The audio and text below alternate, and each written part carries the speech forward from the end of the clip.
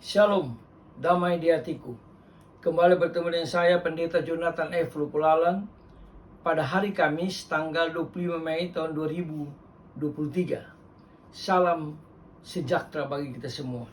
Mari kita minta pertolongan Roh Kudus untuk pembacaan dan pemberitaan firman Allah. Mari berdoa. Tuhan Yesus, kami sangat membutuhkan firman-Mu. Itulah sebabnya Tuhan mengurapi hamba-Mu dan semua pendengar dengan kuasa Roh-Mu yang kudus. Dan Roh Kudus memberi kemampuan kepada kami untuk kami meyakini firman Allah dan melakukannya. Berfirmanlah karena kami sudah siap untuk mendengarkan firman. Dalam nama Yesus kami berdoa. Amin. Mari kita baca firman Tuhan yang diambil dari Amsal Sulaiman pasal 3 ayat 11 sampai dengan ayat yang ke-20. Namun saya hanya akan membacakan ayat yang ke-13. Firman Tuhan berkata begini. Berbahagialah orang yang mendapatkan hikmat, orang yang memperoleh kepandaian. Demikianlah firman Allah yang berbagi kita membaca, mendengar, dan melakukan firman Allah. Tema kita pada hari ini adalah kebahagiaan orang berhikmat.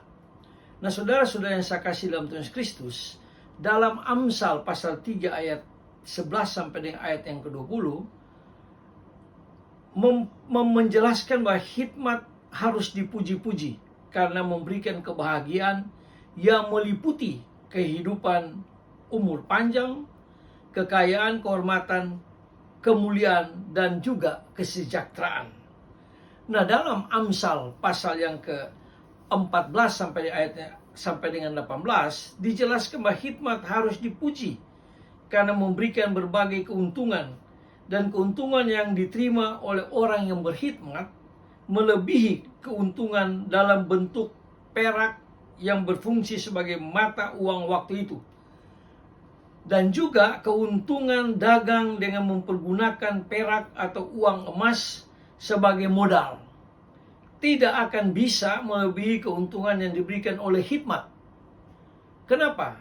Karena hikmat memiliki bahkan lebih berharga daripada permata yang waktu itu terkenal indah sekali dan juga dipercayai mempunyai banyak fungsi yang sangat penting dalam penyembahan kepada Allah, bahkan dalam penyembuhan berbagai-bagai penyakit, dan juga lain-lain. Hikmat tidak saja membuat seorang hidup dengan umur yang panjang dan memperoleh kekayaan dan kehormatan, tetapi juga memberikan kebahagiaan dan kesejahteraan jauh dari segala rasa kekurangan dan kecemasan. Seperti pohon kehidupan yang sangat penting, hikmat sangat penting, yaitu menjadi sumber hidup yang memenuhi kebutuhan hidup tiap orang yang berpegang dan hidup dekat dengan Kristus, sehingga orang itu mengalami kebahagiaan yang luar biasa.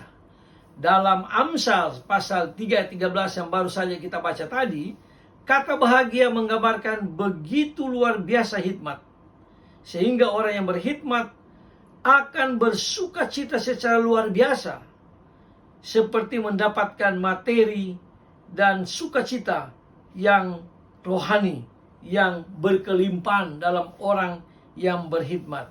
Nah, saudara-saudara yang saya kasih dalam Yesus Kristus, orang yang berbahagia bukanlah orang yang memiliki banyak harta dalam bentuk uang, perak, emas, permata, bahkan benda-benda yang berharga dan sewaktu yang mungkin diinginkan oleh seorang yang berbahagia adalah orang yang memiliki hikmat yang benar, yaitu firman Allah atau pengetahuan yang mendasarkan pada firman Tuhan. Sebab kebahagiaan orang yang berhikmat terletak pada hidup manusia yang didasarkan pada kepatuhan, melakukan firman Tuhan, melakukan firman Kristus, dan menyerahkan dirinya secara penuh kepada Tuhan kita Yesus Kristus.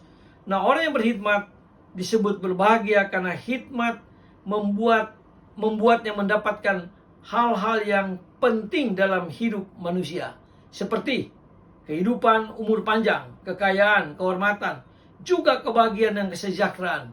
Dan hikmat yang sejati adalah sumber kehidupan yang berkecukupan dan berbahagia. Itulah sebabnya saudara-saudara yang saya kasih dalam Yesus Kristus, marilah kita mengejar hikmat dan pengetahuan supaya kita bahagia. bahagia diri sendiri, bahagia untuk keluarga, bahkan bahagia bagi anak cucu kita sekalian. Terima kasih, mari kita tunduk kepala, kita berdoa. Tuhan Yesus, berikanlah kami kebahagiaan hikmat, karena itulah yang sangat penting, lebih berharga dari permata, emas, bahkan dari berbagai-bagai kekayaan yang lain. Terima kasih Tuhan Yesus, ampuni dosa kami, dengarlah doa kami, dalam kasih dan pengampunan Kristus kami berdoa dan bersyukur. Haleluya, amin. Terpujilah Kristus, sampai kita berjumpa di kesempatan yang lain.